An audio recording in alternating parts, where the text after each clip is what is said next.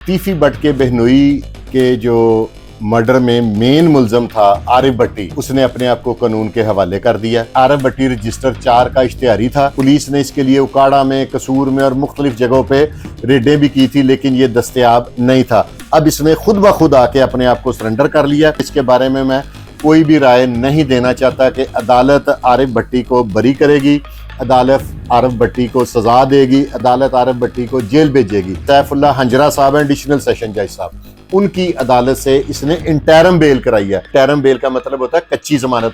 कच्ची जमानत आप 100 केसेस भी हो ना, उनमें भी हो जाती है।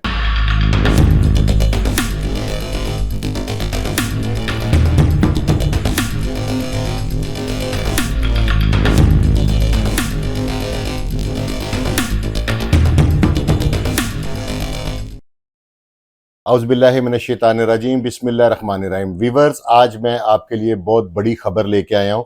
जो ही मेरे तक ये इत्तला पहुंची है तो मैंने कहा अपने वीवर्स के साथ ये मैं शेयर करूं। तीफी बट के बहनोई के जो मर्डर में मेन मुलजम था आरिफ भट्टी, उसने अपने आप को कानून के हवाले कर दिया और डिटेल में आपको बाद में बताऊंगा। आपको याद होगा कि इछरा थाना में इसकी FIR थी। मेरे दोस्त थे कमर अब्बास DSP, वो इसके आईओ थे। एक अफवाह ये उड़ी थी कि आरिफ भट्टी को किसी ने ख़त्म करके, इसके टुकड़े करके दरिया में बहा दिए। कोई कहता था इसको दफना दिया।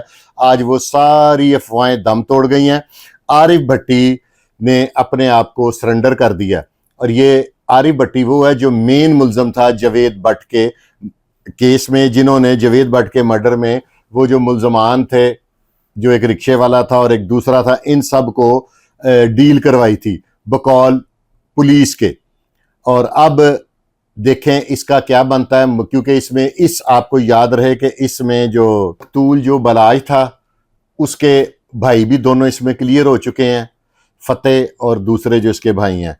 तो बाकी भी सारा तकरीबन वो दूसरे जो मुलजमान हैं वो भी जमानत पर बाहर आ गए हैं। सारी बातें बताने का मकसद ये है कि आप लोग ये चीज़ें ज़रा भूल जाते हैं, तो मैंने कहा ये आपको रिमाइंडर करा दूं। तफसीलात कुछ यूँ हैं कि आज जो है ना, आरिफ भट्टी ने सैफुल्लाह हंजरा एडिशनल सेशन जज की अदालत से अपनी इंटरम बेल, कच्ची जो जिसको जमानत कहते हैं, वो करवा ली है और वो 29/6/2026 तक की हुई है। और ये एक बहुत बड़ी अचीवमेंट है। जो लोग इसमें कह रहे थे कि जी आरिफ भट्टी पकड़ा जाना चाहिए, आरिफ भट्टी ने अब अपने आप को सरेंडर कर दिया है कानून के सामने। अब वो शामिल तफ्तीश होगा। आपको याद होगा कि इसका इछरा थाना में इस वकूए की FIR दर्ज हुई है और इस FIR में काफ़ी मुलजमान नामजद थे। तो उनमें से कैसर भट्ट जो हैं उन्होंने अपने आप को क्लियर करा लिया था, उनका राजीनामा हो गया था।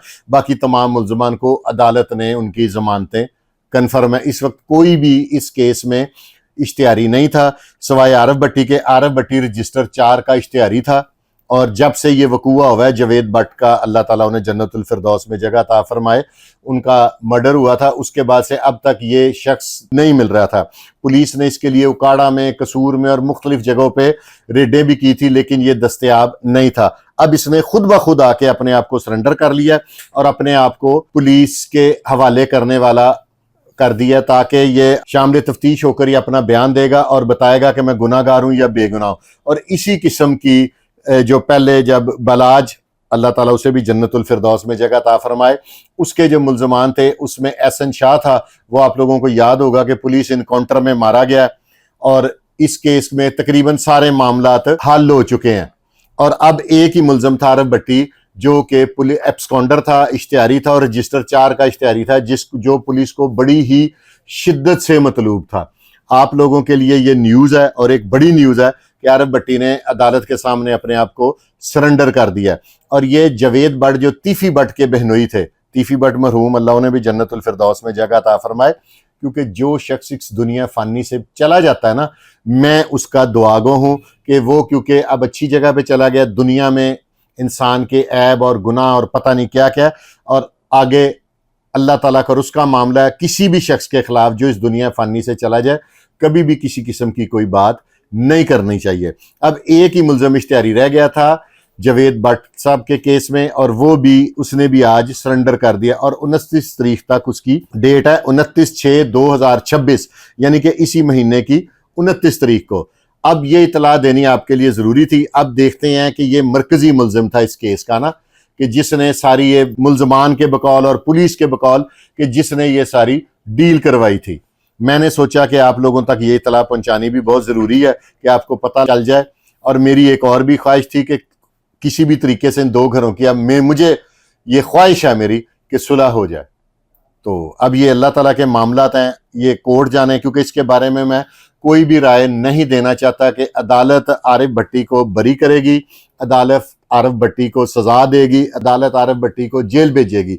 ये मेरा काम नहीं है, ये अदालत का काम है। जो पुलिस ने आरिफ भट्टी का रोल मुतय्यन करेगी उसके मुताबिक कोर्ट अपना फैसला कर लेगी। तो व्यूअर्स, ये इतला देनी बहुत ज़रूरी थी और ये बहुत बड़ी इतला है कि जावेद भट्ट के कत्ल का जो मुल्ज़म है मेन आरिफ भट्टी, वो उसने भी अपने आप को सरेंडर कर दिया। इसमें मुख्तलिफ लोग मुख्तलिफ अफवाहें उड़ा रहे हैं। मैं किसी अफवाह का या किसी डिसइंफॉर्मेशन का ना हिस्सा बनता हूं ना बनना चाहूँगा। मैं आप लोगों को सिर्फ इतनी इतला दूंगा। मैं दोबारा आपको बता दूं कि सैफुल्ला हंजरा साहब हैं एडिशनल सेशन जज साहब, उनकी अदालत से इसने इंटरम बेल कराई है। अब लोग इदारों के बारे में उल्टी सीधी बातें ना करनी शुरू कर दें कि इस मुल्ज़म की जमानत हो गई है। ये कंफर्म जमानत नहीं हुई, ये एक इंटरम बेल है। इंटरम बेल का मतलब होता है कच्ची जमानत। कच्ची जमानत आप 100 केसेस भी हो ना, उनमें भी हो जाती है। इसके बाद अब अदालत की मर्जी है, वो तफ्तीश को मद्देनजर रखते हुए ये वेरीफाई करेंगे कि ये काबिल इसको जमानत कंफर्म करनी चाहिए, जुडिशियल करना चाहिए या इससे मजीद तहकीक करनी चाहिए। आपको याद होगा जो 2 मौके के मुल्जमान थे वो दोनों भी जेल काटकर अब बरजमानत बाहर फिर रहे हैं। तो इस वजह से सारी चीजें आपको याद कराने की मैं समझता हूं कि काफी जरूरत थी और आपको बताना था कि जावेद भट्ट के कत्ल का मेन मुल्जम भी आज सरेंडर हो गया कानून के सामने। इसने अपने आप को कानून के सामने पेश कर दिया। इंटरम लेना हर बंदे का हक है, बेशक वो 14 साल से इश्तिहारी हो, बेशक जब मर्जी से। अब ये पुलिस के ऊपर जो एक इल्जाम था ना कि पुलिस जौन सी है इसको गिरफ्तार करने में नाकाम रही है, अब वो भी बात खत्म हो गई है। अब वो आके अपना पुलिस को जाहिर है शामिल, एक मैं आपको और बता दूं कि शामिल तफ्तीश होना जमानत के कैंसल या कंफर्म होने में बहुत जरूरी होता है। अब इनको आरिफ भट्टी को जो इनके आईओ हैं, जो इनकी इस केस की आपको पता है कि JIT भी बन गई हुई थी, इस JIT के सामने पेश होना पड़ेगा, पेश होकर अपना बयान कलमबंद करवाना पड़ेगा, अपने आप को गुनाहगार या बेगुनाह अब ये आरिफ भट्टी ने साबित करना है, क्योंकि ये इल्जामात थे, मुल्जमान ने पकड़ के इसका नाम लिया था। अब ये तो कंफर्म नहीं है ना कि उन्होंने किस वजह से नाम लिया था। अब ये इन्वेस्टिगेशन जब ज्वाइन करेंगे तो आफ्टर दैट ये सारा केस अपने मंतकी अंजाम को पहुंच जाएगा। वीवर्स, अभी तक मेरे पास इतनी इतला थी तो मैंने सोचा कि अपने वीवर्स को इन्फॉर्म कर दूं, क्योंकि ये जो इन्फॉर्मेशन देनी आप लोगों के लिए मेरे लिए मैंने समझा कि काफ़ी ज़रूरी है। क्योंकि ये लोग ये समझ रहे थे, कोई ये कह रहा था, पुलिस को भी लोग कह रहे थे, कमर अब्बास साहब जब DSP साहब थे तो उन्होंने भी इस चीज़ पे बड़ी तहकीक की थी कि कहीं इसको मार कर कहीं फेंक तो नहीं दिया गया। वो सारी अफवाहें आज दम तोड़ गई हैं। आरिफ भट्टी खुद उसने बायोमेट्रिक करवाया, बायोमेट्रिक करवा के कोर्ट में पेश होकर अपनी इंटरम बेल करवाई है। अब इसमें कोई इबहाम बाकी नहीं है कि अब कोई ये नहीं कह सकता कि ये असली आरिफ भट्टी नहीं है, क्योंकि आरिफ भट्ट अब जो कानून है उसमें मुल्जिम को, गवाह को और वो जो मुचलके देता है जमानती, उसका भी बायोमेट्रिक होना जरूरी है। ये जो मौजूदा गवर्नमेंट ने खुशाइन इकदाम उठाया है। तो वीवर्स, ये सारी इतला देना मैंने बहुत जरूरी समझी और आप लोग अब कमेंट बॉक्स में बताइएगा ये अच्छा इकदाम हुआ कि गलत हुआ। वीवर्स, इसके साथ ही अपने भाई फुरकान शाह को इजाजत दें और देखते रहें आपका अपना चैनल है पाकिस्तान जिंदाबाद।